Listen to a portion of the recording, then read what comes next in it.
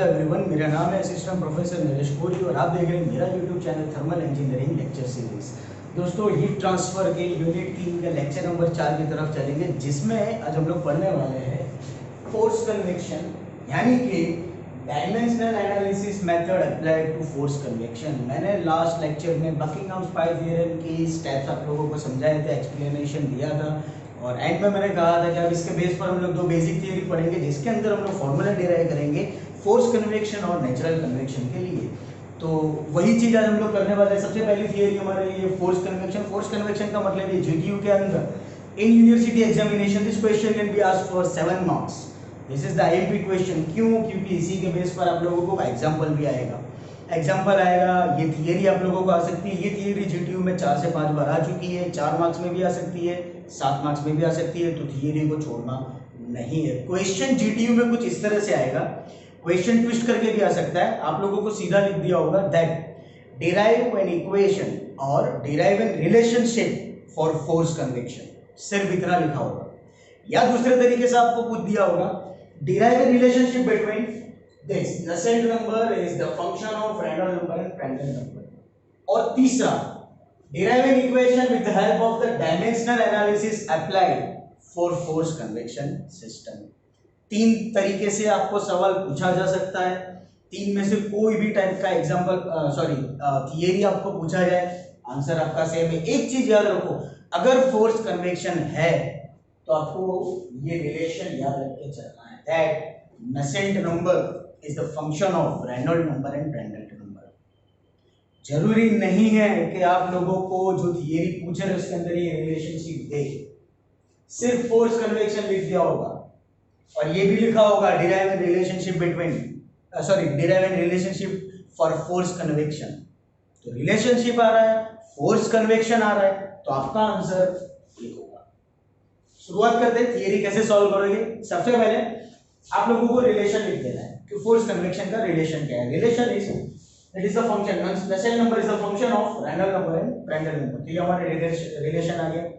बकिंगहाम पाई theorem का solution किस तरह से था, तो हमारे पास में जो भी प्रॉपर्टी दी गई है उन सारी प्रॉपर्टी के एमएलटी थीटा आपको पता होना चाहिए, मतलब कि आपको यूनिट पता होना चाहिए। तो हमारा फर्स्ट स्टेप क्या है? हमारा फर्स्ट स्टेप ये होगा कि जो भी प्रॉपर्टी आपके रिलेशनशिप में आ रही है, इस प्रॉपर्टी के फॉर्मूला आपको याद होने चाहिए। जैसे कि नसेल्ट नंबर, तो hd/k। नसेल्ट नंबर के फॉर्मूला में जब मैंने लास्ट लेक्चर मेरा जो डायमेंशनलेस नंबर लिया था उसमें मैंने HL/K ये फॉर्मूला आपको समझाया था। आप लेंथ भी ले सकते हो, आप डायमीटर भी ले सकते हो। क्यों? क्योंकि डायमीटर भी आपकी जियोमेट्री प्रॉपर्टी है और लेंथ भी आपकी जियोमेट्री प्रॉपर्टी है। तो उसके बेस पर आप लोग यहाँ पर hd/K ले लोगे तो भी चलेगा, तो भी आपका नसेल्ट नंबर बिल्कुल सही है। तो नसेल्ट नंबर का फॉर्मूला बनेगा hd/K, रेनॉल्ड नंबर का फॉर्मूला बनेगा ρVd/μ और प्रांड्टल नंबर का फॉर्मूला बनेगा μCp/3। मतलब आप लोगों के पास में नंबर ऑफ प्रॉपर्टीज आ गई, ठीक है। अब सबसे बड़ा सवाल, बकिंगहाम पाई थ्योरम में मैंने ये समझाया था कि टोटल 2 टाइप के वेरिएबल होते हैं, एक होता है इंडिपेंडेंट वेरिएबल और दूसरा होता है डिपेंडेंट वेरिएबल।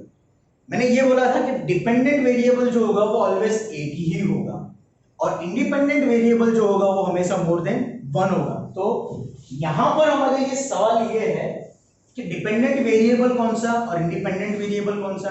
तो हम सॉल्यूशन ला रहे हैं कन्वेक्शन प्रोसेस के लिए। अगर आप कन्वेक्शन प्रोसेस को फॉलो कर रहे हो तो डेफिनेटली कन्वेक्शन के रिलेटेड कोई एक प्रॉपर्टी या कोई एक कोएफिशिएंट आपके इक्वेशन में होगा, जैसे कि स्मॉल h। स्मॉल h का मतलब क्या होता है? कन्वेक्टिव हीट ट्रांसफर कोएफिशिएंट, मतलब कन्वेक्शन प्रोसेस का कोएफिशिएंट है। जैसे थर्मल कंडक्टिविटी हम लोग कंडक्शन के लिए लेते हैं, बिल्कुल उसी तरह से हम लोग स्मॉल h लेते हैं convective heat transfer coefficient convection के लिए। इसका मतलब क्या हुआ कि small h is the dependent variable over this all variables, मतलब कि स्मॉल h आपका डिपेंडेंट वेरिएबल हो जाएगा, बाकी जितने भी वेरिएबल्स है वो आपके इंडिपेंडेंट वेरिएबल हो जाएंगे। क्यों? क्योंकि वो सारे के सारे आप लोगों के लिए फॉर्मूला डेरिवेशन में हेल्पफुल होने वाले हैं। मतलब ये हुआ कि h dependent variable is the function of, अब क्या करना है, जितने भी वेरिएबल आप लोगों के पास में है उन सबकी एक लिस्ट बनाओ। मैंने आप लोगों को मेरे बकिंगहाम पाई थ्योरम की थियरी में भी समझाया था कि कोई भी वेरिएबल रिपीट नहीं होना चाहिए। हम लोगों को टोटल वेरिएबल चाहिए, मतलब डिपेंडेंट वेरिएबल चाहिए और इंडिपेंडेंट वेरिएबल चाहिए। डिपेंडेंट वेरिएबल आपको मिल गया, अभी हमको चाहिए इंडिपेंडेंट वेरिएबल। इंडिपेंडेंट वेरिएबल का काउंट चाहिए, इसका मतलब ये क्या, आप लोगों के पास में कोई भी वेरिएबल रिपीट ही नहीं होना चाहिए, दोबारा नहीं आना चाहिए। तो हम लोग काउंटिंग करते हैं, डिपेंडेंट वेरिएबल क्या होगा, सबसे पहले डायमीटर डी, तो डायमीटर डी आ गया, ठीक है। फिर के थर्मल कंडक्टिविटी आ गई, रो डेंसिटी आ गया, वी वेलोसिटी आ गया, डायमीटर डी आ चुका है यहाँ पर, तो ये रिपीट होगा, इसको हम लोग वापस काउंट करेंगे, नहीं सिर्फ एक ही बार लेना है। म्यू आपका डायनेमिक विस्कोसिटी आ गया, फिर से म्यू आ चुका है, एक बार काउंट नहीं करना है। CP specific heat at constant pressure, के थर्मल कंडक्टिविटी ऑलरेडी आ चुकी है। मतलब आप लोगों के पास इंडिपेंडेंट वेरिएबल कितने हैं, 1 2 3 4 5 6, total number of independent variables are 6, total number of dependent variable is 1। Dependent variable always 1 होता है, डिपेंडेंट वेरिएबल 1। इंडिपेंडेंट वेरिएबल हमेशा एक से ज्यादा होगा, इंडिपेंडेंट वेरिएबल्स आर 6, मतलब ये सारे वेरिएबल्स एक दूसरे के फंक्शन में बनेंगे। नेक्स्ट है वेरिएबल, पता चल गया, लेकिन वेरिएबल की वैल्यू क्या रखोगे, जब तक आपको यूनिट पता नहीं है। यूनिट अगर पता नहीं है तो आप एमएलटी कैसे बनाओगे, तो हम लोग फॉर्मूला रखते हैं। हमारा पहला variable h, convective heat transfer coefficient, उसका फॉर्मूला है वाट पर मीटर स्क्वायर केल्विन।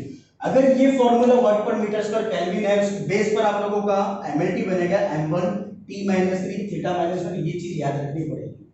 पूरा टेबल आप लोगों को दिया हुआ है बुक के अंदर, टेबल को याद रखना पड़ेगा, कौन सी प्रॉपर्टी का क्या एमएलटी है, डायमेंशन नंबर वो आपको याद रखना पड़ेगा। अगर ये याद नहीं है तो फिर पूरा हो गया, ये ध्यान रखना। कन्वेक्टिव हीट ट्रांसफर कोएफिशिएंट, उसका डायमेंशन नंबर बनेगा m1 t-3 थीटा-1। दूसरी property diameter, tube diameter metre होता है डेफिनेटली, मतलब कि L1। फिर होता है वेलोसिटी, फ्लूइड वेलोसिटी मतलब मीटर पर second, L1 t-1। Next fluid density rho kilogram पर मीटर क्यूब, मतलब m1 L-3। फिर फ्लूइड विस्कोसिटी मतलब न्यूटन इनटू सेकंड पर मीटर स्क्वायर, मतलब m1 L-1 t-1। फिर Cp specific heat at constant pressure, मतलब कि जूल पर किलोग्राम केल्विन, मतलब L2 t-2 थीटा-1। And the last one is K thermal conductivity, मतलब कि वाट पर मीटर केल्विन, ये वाट पर मीटर स्क्वायर केल्विन था, ये वाट पर मीटर केल्विन है, इतना फर्क। m1 L1 t-3 थीटा-1।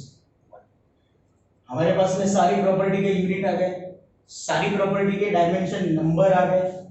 नेक्स्ट है कितने पाई इक्वेशन बनेंगे, the number of pi equations. देखो टोटल नंबर ऑफ वेरिएबल कितना है, तो n total number of variable मतलब the summation of dependent variable plus independent variable, ठीक है। डिपेंडेंट वेरिएबल एक है आपके पास, इंडिपेंडेंट वेरिएबल 6 है आपके पास, मतलब total number of variable will be 7, ठीक है। तो टोटल नंबर ऑफ वेरिएबल 7 आ गए। Next total number of fundamental variable. देखो फ्लूइड मैकेनिक्स में total number of fundamental variable आप लोग 3 लेते थे, मास, लेंथ एंड टाइम। मैंने इसके बकिंगहम्स के एक्सप्लेनेशन में आपको समझाया था कि ये कन्वेक्शन प्रोसेस है, हीट ट्रांसफर है। यहाँ पर फंडामेंटल वेरिएबल हम लोग लेंगे 4, mass, length, time and thermodynamic property. Thermodynamic property मतलब के थीटा। मतलब ये हुआ कि हमारे पास total number of fundamental variables will be 4। तो on the basis of this you will get, तो total number of pi equations will be, we will apply the equation n minus m, n will be total number of variable, m will be total number of fundamental variable, 7 minus 4 that is equal to 3. You got the answer 3, means you have total 3 pi equations. You can write this equation like this, function 1 pi 1 pi 2 pi 3 is equal to 0, means you have 3 pi equations. These all pi equations are correlate with each other. वो सारी की सारी पाई equation एक दूसरे के साथ में relation रखती है, तभी जाकर के हमको फंक्शन मिलेगा, तभी जाकर के हमको फोर्स कन्वेक्शन का रिलेशन मिलेगा। That's why over here we have written like this, function 1 pi 1 pi 2 pi 3 is equal to 0. Let's say that this is the equation number 1. क्यों? Because at the end of your solution जब आपको pi 1 pi 2 pi 3 मिलेगा, over here you will put the value, you will substitute the value of the pi 1 pi 2 and pi 3. So the next step is we got the pi equations, we have the MLT, सारे units हैं, MLT formulas हैं, pi equations मिल चुके हैं। Now what is the next step, you have to select the repeating variable. हम लोगों को repeating variable का सिलेक्शन करना है, हमारा नेक्स्ट है। क्यों? क्योंकि पाई इक्वेशन की वैल्यू क्या बनेगी, पाई इक्वेशन की वैल्यू कैसे बनाओगे, पाई इक्वेशन कैसे बनाओगे, बाय विच वे? ये हमारा रास्ता है, ये हमारी मेथड है, selection of repeating variables. We are selecting our repeating variables on the basis of the four properties. First one is the geometry, second one is the flow property, third one is the fluid property, and the last one is the thermodynamic property. first one, सबसे पहला geometry property, आप लोग diameter ले सकते हो, you have diameter, diameter is the geometry property. Let's say that d is your repeating variable. Next, flow property, you can choose velocity, you can choose density. Over here we have selected density as the repeating variable, density हमारा second repeating variable हो जाएगा। The third one is fluid property. Sorry, flow property. Sorry. Mu. Sorry. Third one is the fluid property. What is their fluid property? You have mu, so you can choose mu as your repeating variable. The last property is thermodynamic property. You have K, thermal conductivity. एक बात हमेशा याद रखना कि जो dependent variable है, मतलब कि H, डिपेंडेंट वेरिएबल को कभी भी रिपीटेटिंग वेरिएबल में मत लेना। क्यों? क्योंकि डिपेंडेंट वेरिएबल आपका सब्जेक्ट है, रिपीटेटिंग वेरिएबल में वो कभी भी आना नहीं चाहिए, क्योंकि रिपीटेटिंग वेरिएबल में अगर वो आया तो इसका मतलब ये है कि आपके सारे पाई इक्वेशन में उसकी वैल्यू आएगी, और जब सारे पाई इक्वेशन में उसकी वैल्यू आएगी तो लास्ट में फॉर्मूला बनाने में हमको तकलीफ पड़ेगी, थोड़ा अरेंजमेंट ज्यादा करना पड़ेगा। तो बेटर ये है कि डिपेंडेंट वेरिएबल का कभी भी सिलेक्शन मत करो रिपीटेटिंग वेरिएबल ओवर हियर। वरना थर्मोडायनेमिक प्रॉपर्टी में आप लोग एच भी ले सकते हो, कन्वेक्टिव ट्रांसफर कोएफिशिएंट, लेकिन क्या है, ये है आपका डिपेंडेंट वेरिएबल, इसीलिए हम लोग इसका सिलेक्शन करेंगे नहीं। तो thermal conductivity of your material, ये हमारे लिए डिपेंडेंट रिपीटेटिंग वेरिएबल के सिलेक्शन में आ सकता है। तो थर्मोडायनेमिक प्रॉपर्टी मतलब स्मॉल के, हम लोगों के पास we have all four variables, ये सारे के सारे वेरिएबल हम हमारे तीनों पाई इक्वेशन में रखेंगे, पाई 1, पाई 2, पाई 3। सबसे पहले जियोमेट्री प्रॉपर्टी डी आ गया, फ्लो प्रॉपर्टी डेंसिटी आ गया, फ्लूइड प्रॉपर्टी म्यू आ गया, थर्मोडायनेमिक प्रॉपर्टी के आ गया। इस तीन चीज को भूल जाओ, ये तीन चीज को भी भूल जाओ। चार रिपीटेटिव वेरिएबल, तीन पाई इक्वेशन, डी रो म्यू के, ये चारों के चार वेरिएबल आप लोगों को चारों इक्वेशन में रखने, सॉरी तीनों तीन इक्वेशन में रखने। नेक्स्ट है, जितने भी रिपीटेटिंग वेरिएबल है उन सारे रिपीटेटिंग वेरिएबल की अपनी खुद की पावर हो। जैसे कि पाई 1 है तो सारे रिपीटेटिंग वेरिएबल की पावर बनेगी a1 b1 c1 d1। Let's say ये एज्यूम करके चलना है और इसी की तरफ से आपको सॉल्व करना है। पाई 2 के लिए बनेगा a2 b2 c2 d2, और पाई 3 के लिए बनेगा a3 b3 c3 and d3। Clear? मतलब 7 वेरिएबल थे, 7 में से 4 वेरिएबल हमारे पास में आ रहे हैं, ये चारों वेरिएबल आ रहे हैं, अभी भी 3 वेरिएबल बाकी है। अब जो 3 वेरिएबल बाकी है उन वेरिएबल्स को कहा जाता है non repeating variable. Non repeating का मतलब ये होगा कि ये सारे वेरिएबल आपके कोई भी पाई इक्वेशन में सेट हो जाएंगे ओनली फॉर वन टाइम, सिर्फ एक बार, आपको उसको रिपीट नहीं करना है। एक बार आप लोगों ने जो वेरिएबल यहाँ पे लिख दिया नॉन रिपीटेटिंग, वो दोबारा पाई दूसरे पाई इक्वेशन में या तीसरे पाई इक्वेशन में नहीं आएगा। तो ऐसे कौन से वेरिएबल है जो हमारे इक्वेशन में बाकी है? तो सबसे पहले डेफिनेटली आपका डिपेंडेंट वेरिएबल होगा, मतलब कि स्मॉल एच। तो स्मॉल एच को हम लोग ले लेते हैं हमारे पाई 1 इक्वेशन में। फिर के आप लोगों ने रिपीटेटिंग वेरिएबल लिया है, वो आप लोगों ने रिपीटेटिंग वेरिएबल लिया है, बी आप लोगों के लिए बाकी है। तो लेट्स से दैट पाई 2 में आपका बी आ रहा है, and the last one CP आपका रिपीटेटिंग वेरिएबल बाकी, सॉरी नॉन रिपीटेटिंग बाकी है, पाई 3 में हम लोग ले लेते हैं सीपी। एक और चीज ध्यान में रखना है, जो भी नॉन रिपीटेटिंग वेरिएबल है वो नॉन रिपीटेटिंग वेरिएबल की कोई पावर होगी नहीं, ये इंडिविजुअल होंगे, इनकी कोई पावर आप लोगों को कंसीडर करके नहीं चलना है, कोई पावर नहीं, इंडिविजुअल, ऐसे सिंपल। ठीक है, नेक्स्ट है सारे पाई इक्वेशंस को सॉल्व करेंगे। पाई 1 का सॉल्यूशन करेंगे, फिर पाई 2 का सॉल्यूशन करेंगे, फिर पाई 3 का सॉल्यूशन करेंगे, जो आप लोग फ्लूइड मैकेनिक्स में करते थे। अब स्टार्ट करते हैं पाई 1 से। That pi 1 is equal to d raise to a1 rho raise to b1 mu raise to c1 k raise to d1 into h। ये हमारा पाई 1 इक्वेशन है। करना क्या है, जितने भी पैरामीटर्स हैं उन सबके एमआईटी फार्मूला आपको रखना है। अभी पाई तो आपका डायमेंशनलेस टर्म है, तो पाई की वैल्यू तो वैसे ही m0 l0 t0 और θ0 है, फिक्स्ड है क्योंकि ये डायमेंशनलेस टर्म है। पाई की वैल्यू रख देंगे हम लोग। नेक्स्ट डायमीटर d का L1 पावर कितनी a1 मतलब L1 raise to a1। Density rho m1l - 3 power कितनी b1 मतलब कि b1। Mu viscosity fluid viscosity m1l - 1 t - 1 m1l - 1 t - 1 rays to c1 के thermal conductivity m1l1 t - 3 theta - 1 m1l1 t - 3 theta - 1 into d1। h convective heat transfer coefficient कोई power नहीं है, small h m1 t - 3 theta - 1 m1 t - 3 theta minus.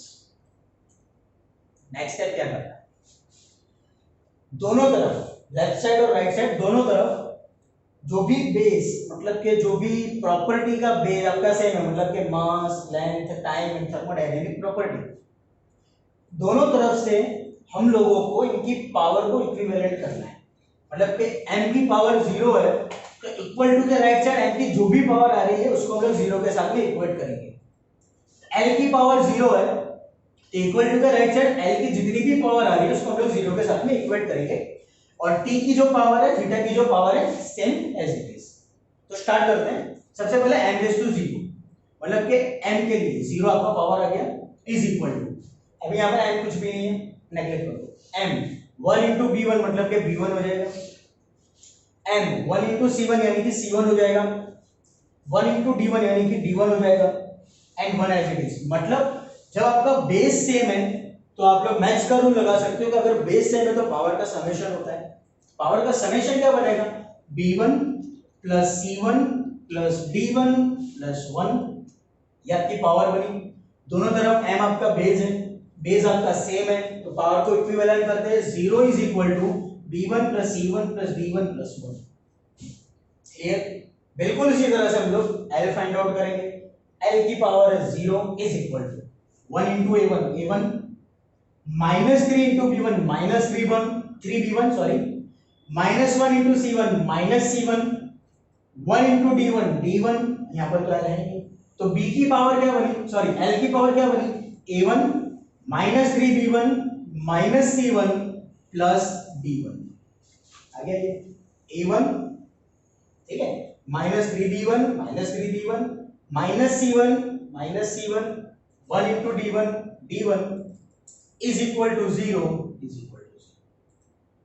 Next for temperature T is equal to 0 sorry T raised to 0 is equal to, यहाँ पर T नहीं है, यहाँ पर भी T नहीं है, यहाँ पर T है -1 into c1 मतलब कि -c1, यहाँ पर -3 है -3d1 यहाँ पर सिर्फ -3 है -3, इक्वेशन बनी -c1 -3d1 -3 is equal to 0। Last for theta, theta आपके पास में बनेगा सिर्फ यहाँ पर है -1 into d1 -d1 -1 is equal to 0। Simplify करो, आपको वैल्यू फाइंड आउट करनी है a1 b1 c1 d1 की, वैल्यू फाइंड आउट करनी है a1 b1 c1 और d1 की। यहाँ से आपको d1 मिल जाएगा, -1 सामने आने दो, यहाँ से नेगेटिव साइन नेगलेक्ट हो जाएगी, d1 की वैल्यू आ गई -1। ये जो d1 की वैल्यू आई उसको हम लोगों ने t में रख दिया यहाँ पर, ठीक है, वो t की वैल्यू हम लोग यहाँ से फाइंड आउट करेंगे। 0 is equal to -c1 -3, अभी d1 आपके पास में -1 था, -3 into -1 plus 3 -3 both will be cancel out तो c1 आपके पास में 0 आ जाएगा, कुछ बचा ही नहीं। n की वैल्यू फाइंड आउट करते हैं क्योंकि आपके पास में c भी है और आपके पास में d भी है तो आपको b मिल जाएगा, तो n की वैल्यू फाइंड आउट करते हैं। 0 is equal to b1, c1 आपके पास में कितना है 0 तो c आपका 0 प्लस डी की वैल्यू -1, -1 +1 -1 विल बी कैंसिल हो, तो आपके पास में बी भी कितना आएगा 0। अभी आपके पास में ए बी सी तीनों है, आपके पास में बी है, सी है, डी है, तो आपको एल वाले इक्वेशन में ए मिल जाएगा। 0 is equal to a1 minus 3, b1 की वैल्यू 0 है, b1 की वैल्यू 0, c1 की वैल्यू 0 है, c1 की वैल्यू 0, d1 की वैल्यू -1 है, d1 की value -1, a1 minus 3 into 0 minus 0 minus 1। Simplify करो तो आपको आंसर मिलेगा a1 इज इक्वल टू 1। क्यों? क्योंकि ये तो 0 हो जाएगा, ये ऑलरेडी 0 है, -1 है, इक्वल टू का लेफ्ट साइड लाएंगे तो प्लस हो जाएगा। मतलब a1 b1 c1 d1 चारों वेरिएबल सॉरी चारों पावर की वैल्यू आपको मिल गई। ये चारों पावर की वैल्यू हम लोग हमारे पाई 1 इक्वेशन में रखते हैं। Pi 1 is equal to d raise to a1, a1 कितना है 1, मतलब कि d raise to rho raise to b1, b1 कितना है 0, मतलब rho raise to 0, mu raise to c1, c1 कितना है 0, तो mu raise to 0, k raise to d1, d1 कितना है -1, k raise to -1 into h। किसी की भी पावर 0 हो आंसर 1 आता है, नेग्लेक्टेड बचा गया d, h पावर माइनस में तो हम लोग उसको डिनोमिनेटर में रखेंगे, मतलब कि hd अपॉन k। पाई 1 की वैल्यू मिल गई। जैसे पाई 1 की वैल्यू मिली बिल्कुल उसी तरह से हम लोग पाई 2 को सॉल्व करेंगे। पाई 2 क्या है, d raise to a2 rho raise to b2 mu raise to c2 k raise to d2 into velocity of your fluid. Value रखते हैं, पाई डायमेंशनलेस टर्म है, आगे डायमीटर का फार्मूला रखा, एमएसडी आपके पास में है, रो की रख दी वैल्यू, म्यू की वैल्यू रख दी, के की वैल्यू रख दी और वेलोसिटी की वैल्यू रख दी। फिर से वही स्टेप, दोनों तरफ हम लोग mlt थीटा की पावर को इक्विवेलेंट करेंगे। सबसे पहले m के लिए 0 इज इक्वल टू m यहाँ पर b2 plus c2 plus d2, यहाँ पर m है तो आपका m का फार्मूला आ गया। उसी तरह से l के लिए a2 minus 3b2 minus c2 plus d2 plus 1 is equal to 0। Temperature के लिए T is equal to 0, temperature 0 is equal to, यहाँ पर टेम्परेचर नहीं, यहाँ पर है minus c2 minus 3b2 minus 1। और थीटा के लिए थीटा 0, यहाँ पर थीटा नहीं है, ये रहा थीटा माइनस d2, यहाँ पर थीटा नहीं तो minus d2 is equal to 0, मतलब d2 की वैल्यू आपको मिल गई दैट इज इक्वल टू 0। ये d2 की वैल्यू आप यहाँ पर रखोगे तो minus c2 minus 3 into 0 minus 1 is equal to, ये तो 0 हो जाएगा, माइनस c2 माइनस 1 है, c2 आप इस तरफ लिया तो c2 is equal to minus 1 हो जाएगा, तो c2 की वैल्यू मिल गई, c2 मिल गया, d2 मिल गया, c2 d2 के बेस पर हम लोग m फाइंड आउट करेंगे तो आपको b2 मिल जाएगा। c2 की वैल्यू आपकी माइनस 1 है, d2 की वैल्यू 0 है, तो इसके बेस पर आपको b2 मिल जाएगा that m is equal to b2 is equal to 1। आपके पास में b2 की वैल्यू आ गई, c2 की वैल्यू आ गई, d2 की वैल्यू आ गई, हम लोगों को फाइंड आउट करना है a2, तो हम लोग l के अंदर b2 c2 d2 की वैल्यू रख देंगे, you will get the value of a2 a1 a2 b2 c2 d2 की जो वैल्यू आई वो हम लोग वैल्यू रखेंगे हमारे इक्वेशन नंबर 2 में, ओवर हियर यहाँ पर pi 2 is equal to d raise to a2, a2 आपका 1 है मतलब d raise to 1, rho raise to b2, b2 1 है 1, mu raise to c2 minus 1 k raise to d2 0, k raise to 0 and b velocity as it is. Simplify करो, power अगर minus में है तो denominator में जाएगा, बचा क्या rho V D upon mu, तो हमारे पास में पाई 2 की वैल्यू आ गई, आपके पास में पाई 1 है, आपके पास में पाई 2 है, दोनों के दोनों वैल्यू आ चुकी है। अभी पाई 1 पाई 2 के बाद में हम लोग फॉर्मूला सॉल्व करेंगे हमारे पाई 3 के लिए। ओवर हियर पाई 3 आपके पास में क्या है, d raise to a3 rho raise to b3 mu raise to c3 k raise to d3 into cp, मतलब कि specific heat at constant pressure. Solution करते हैं, पाई डायमेंशनलेस टर्म है एज इट इज आएगा, d rho mu k cp सारे के आपके पास में mlt है, mlt मिल जाएंगे, ये सारी वैल्यू सब्स्टिट्यूट करो, सिंप्लीफिकेशन करो, m के लिए 0 पावर इज इक्वल टू, यहाँ पर m नहीं है 1 into b3 plus c3 plus d3, यहाँ पर m नहीं है, ठीक है, तो आपका m बन जाएगा b3 plus c3 plus dt is equal to 0। l आपके लिए बन जाएगा L के लिए A3 minus 3B3 minus C3 plus D3 plus 2 is equal to 0। Temperature के लिए minus C3 minus 3D3 minus 2 is equal to 0। For theta minus D3 minus 1 is equal to 0। तो मतलब D3 आपको मिल जाएगा, that D3 is equal to minus 1। ये value हम लोग रखेंगे हमारे T वाले फॉर्मूला में, तो आपको वैल्यू मिलेगी C3 इज इक्वल टू 1।